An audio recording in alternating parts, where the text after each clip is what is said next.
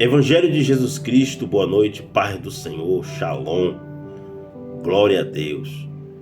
Lucas, vamos agora falar um texto muito conhecido em Lucas, capítulo de número 8, do seu versículo 22.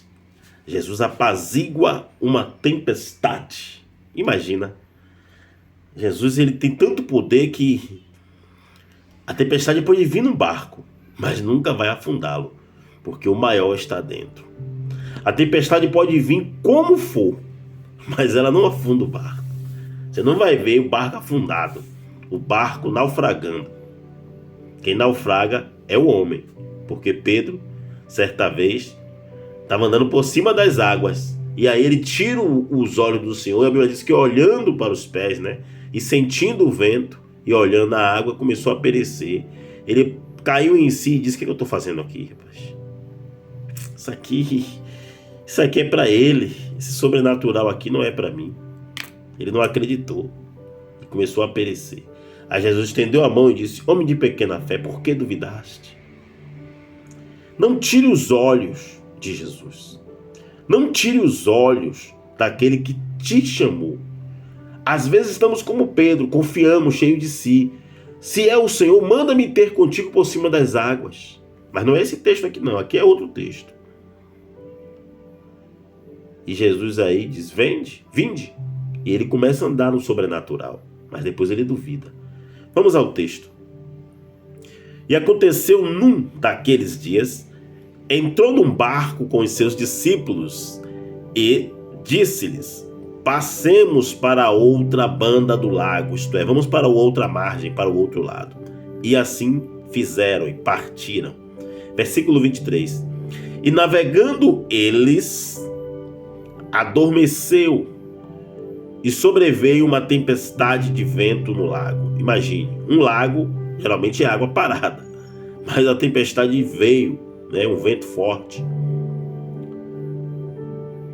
E o barco enchia-se de água, estando eles em perigo. E chegando-se a ele, despertaram, dizendo: Mestre, estamos perecendo. E ele, levantando-se, repreendeu o vento e a fúria das águas. E cessaram, e se fez grande bonança. E disse-lhes: onde está a vossa fé? E eles, temendo, maravilharam-se, dizendo uns aos outros: quem é este, que até os ventos e as águas manda, e lhes obedecem? Quem é este? Quem é este? O vento conhece ele, o mar conhece, mas os discípulos não sabiam quem ele era.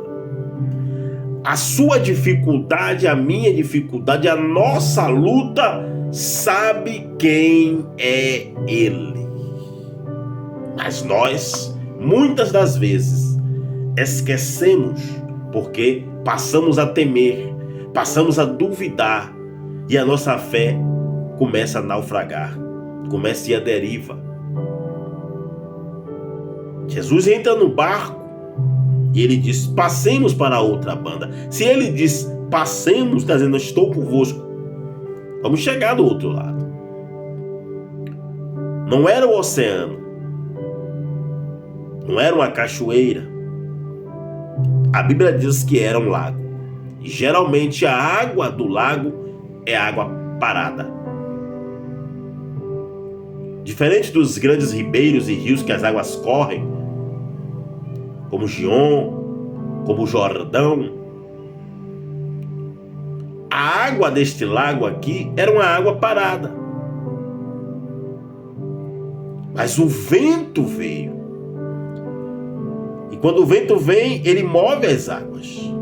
Você tem que identificar o vento que está na sua vida.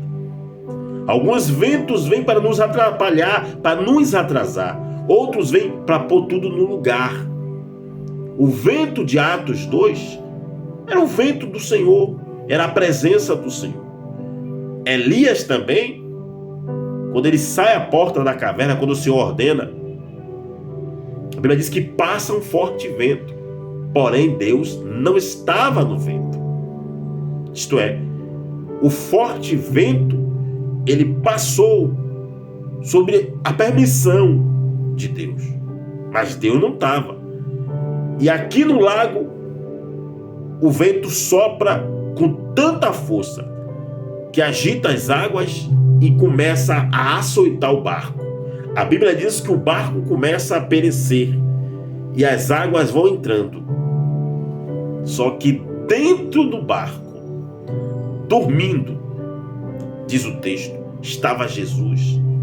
Jesus andou o dia todo, pregou, alimentou, multiplicou, ensinou, expulsou o demônio e curou enfermidades. O corpo físico, a matéria de Cristo, estava cansado. O atributo, o cansaço é o atributo do nosso corpo, é uma limitação. Todo homem cansa. Jesus não era diferente. Ele era Deus em corpo humano, uma túnica de carne. Ele veio um corpo igual ao nosso. Então a Bíblia diz que Jesus começa a sentir cansaço e ele dorme. E o vento se aproveitou. Não foi um vento comum, foi um vento esperto, um vento malandro. Aproveitou a oportunidade que o mestre estava dormindo. Porém, os discípulos tinham autoridade para parar aquilo ali. O que faltava neles? Fé, confiança ou atitude, porque eles sabiam que o mestre estava ali. E eles colocaram mais isso nas costas do mestre. Tem coisas que Deus já nos deu autoridade para repreender, mas ainda estamos esperando ao agir de Deus. E Jesus está dizendo: onde está a tua fé? Homem de pequena fé, por que duvidaste? Por que duvidaste? Por que duvidaste? Aonde está a nossa fé? Aonde estava a fé deles? Que não clamaram, que não repreenderam o vento, mas simplesmente eles acordaram o mestre. Eles tinham experiência com a água, com o barco. Mas, na hora H, a experiência não vale de nada se não tiver fé. O que falta em muitos de nós é a fé. Shalom.